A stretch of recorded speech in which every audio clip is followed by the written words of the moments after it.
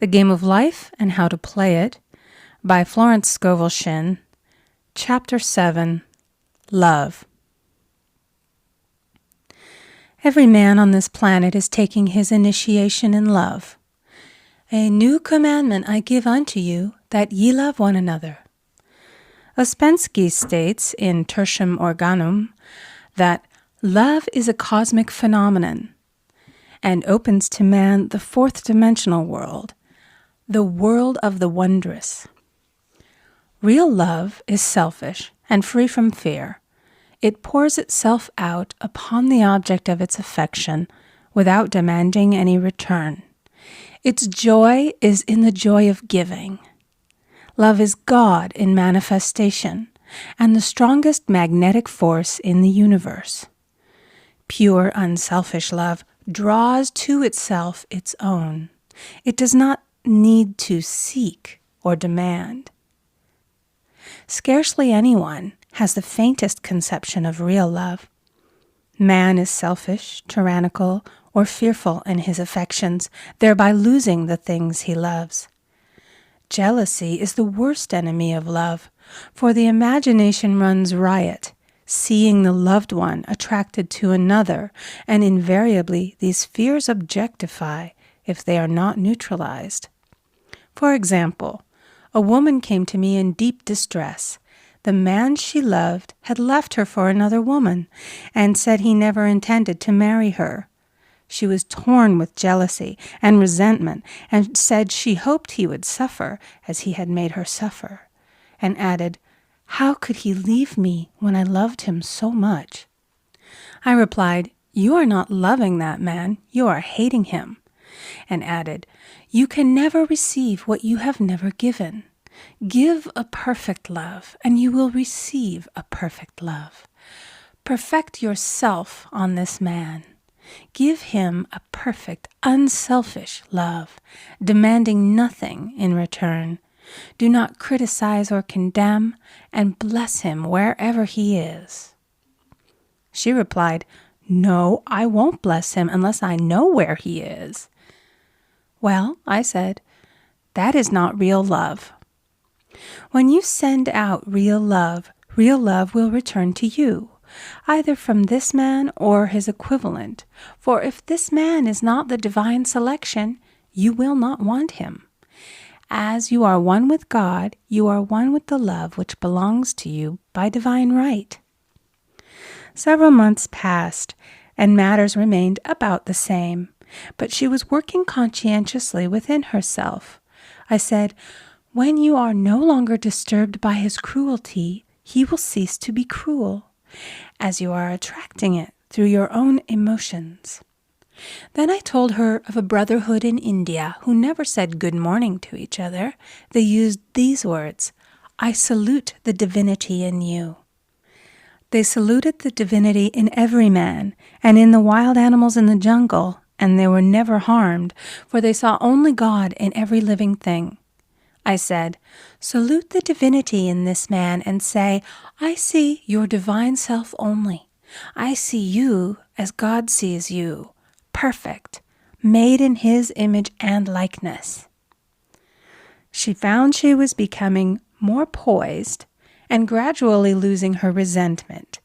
He was a captain, and she always called him the Cap. One day she said suddenly, "God bless the Cap wherever he is." I replied, "Now that is real love, and when you have become a complete circle and are no longer disturbed by the situation, you will have his love or attract its equivalent." I was moving at this time and did not have a telephone, so was out of touch with her for a few weeks, when one morning I received a letter saying, "We are married." At the earliest opportunity, I paid her a call. My first words were, "What happened?" "Oh," she exclaimed, "a miracle. One day I woke up and all suffering had ceased. I saw him that evening and he asked me to marry him. We were married in about a week, and I have never seen a more devoted man." There is an old saying, "No man is your enemy. No man is your friend. Every man is your teacher." So one should become impersonal and learn what each man has to teach him, and soon he would learn his lessons and be free. The woman's lover was teaching her selfish love, which every man sooner or later must learn. Suffering is not necessary for man's development. It is the result of violation of spiritual law, but few people seem able to rouse themselves from their soul sleep without it. When people are happy, they usually become selfish, and automatically the law of karma is set in action. Man often suffers loss through lack of appreciation. I knew a woman who had a very nice husband, but she said often, "I don't care anything about being married, but that is nothing against my husband. I'm simply not interested in married life." She had other interests and scarcely remembered she had a husband.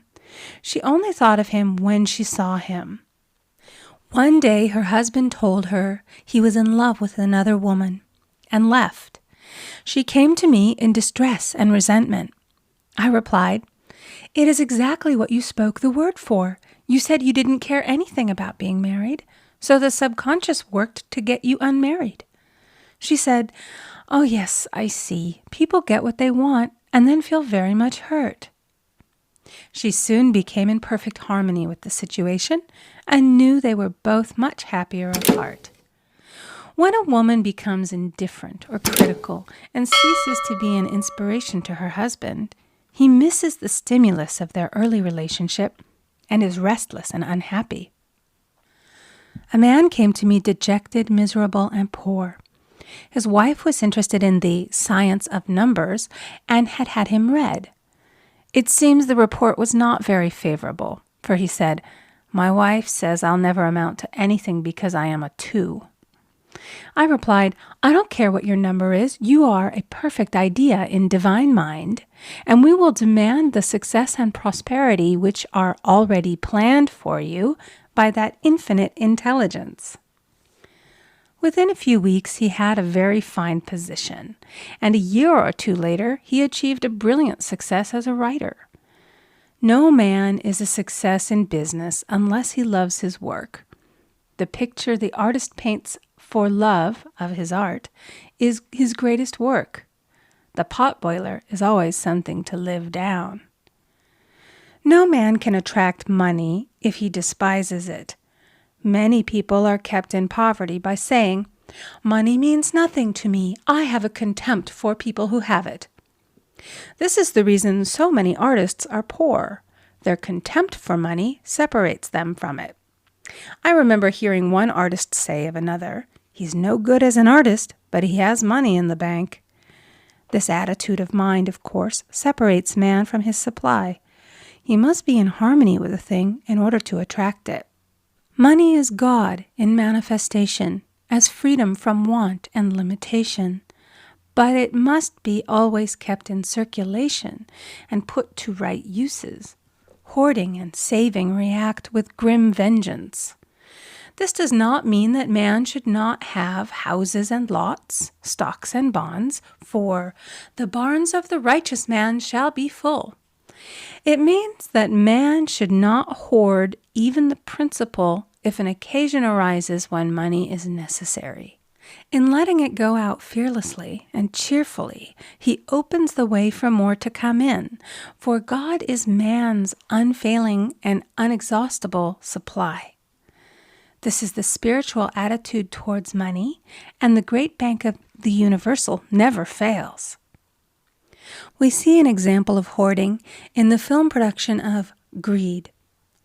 The woman won $5,000 in a lottery, but would not spend it. She hoarded and saved, let her husband suffer and starve, and eventually she scrubbed floors for a living. She loved the money itself and put it above everything, and one night she was murdered and the money taken from her. This is an example of where love of money is the root of all evil.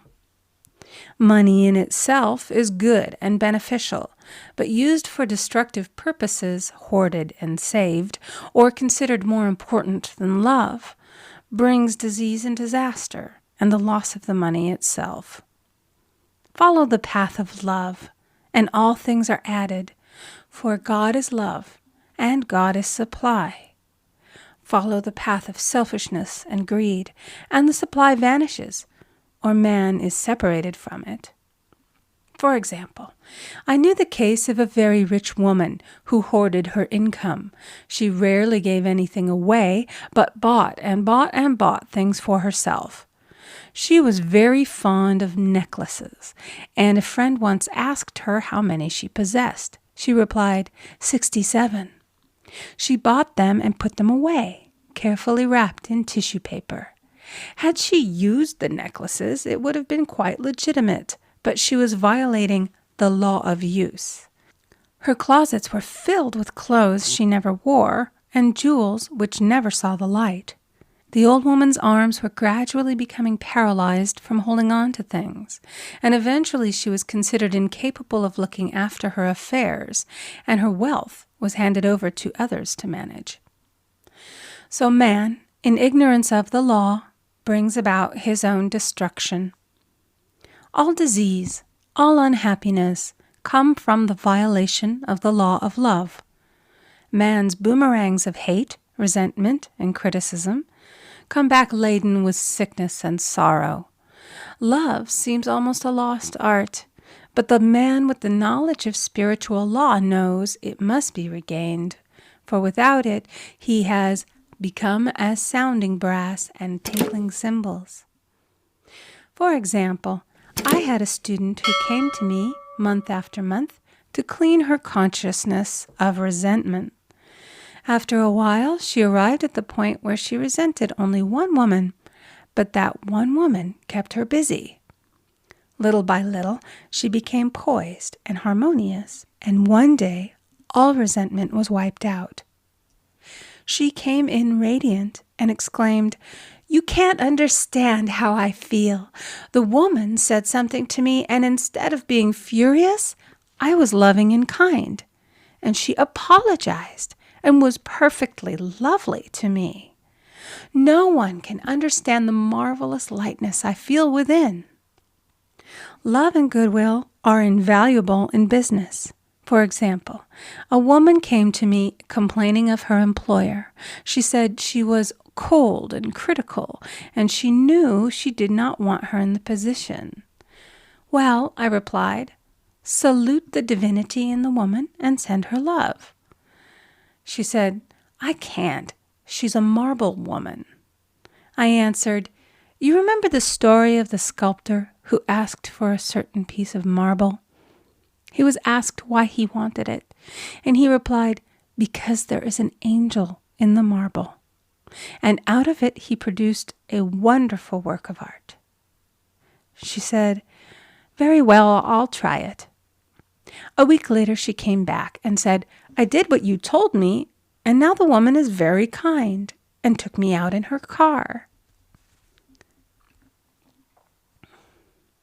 People are sometimes filled with remorse for having done someone an unkindness, perhaps years ago. If the wrong cannot be righted, its effect can be neutralized by doing someone a kindness in the present. "This one thing I do, forgetting those things which are behind, and reaching forth unto those things which are before." Sorrow, regret, and remorse tear down the cells of the body and poison the atmosphere of the individual. A woman said to me in deep sorrow, "Treat me to be happy and joyous, for my sorrow makes me so irritable with the members of my family that I keep making more karma."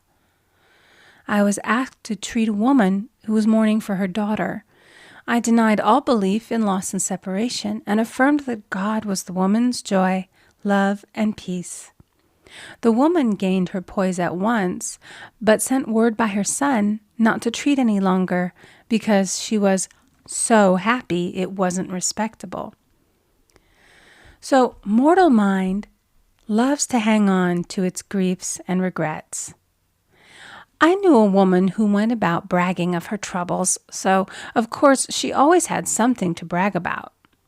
The old idea was if a woman did not worry about her children, she was not a good mother. Now we know that mother fear is responsible for many of the diseases and accidents which come into the lives of children. For fear pictures vividly the disease or situation feared, and these pictures objectify if not neutralized. Happy is the mother who can say sincerely that she puts her child in God's hands and therefore knows that he is divinely protected. For example, a woman awoke suddenly in the night, feeling her brother was in great danger. Instead of giving in to her fears, she commenced making statements of truth, saying, "Man is a perfect idea in divine mind and is always in his right place. Therefore, my brother is in his right place and is divinely protected." The next day, she found that her brother had been in close proximity to an explosion in a mine, but had miraculously escaped. So man is his brother's keeper in thought, and every man should know that the thing he loves dwells in the secret place of the Most High and abides under the shadow of the Almighty. There shall no evil befall thee, neither shall any plague come nigh thy dwelling. Perfect love casteth out fear. He that feareth is not made perfect in love. And love is the fulfilling of the law. End of chapter 7. Recording by Amy Conger.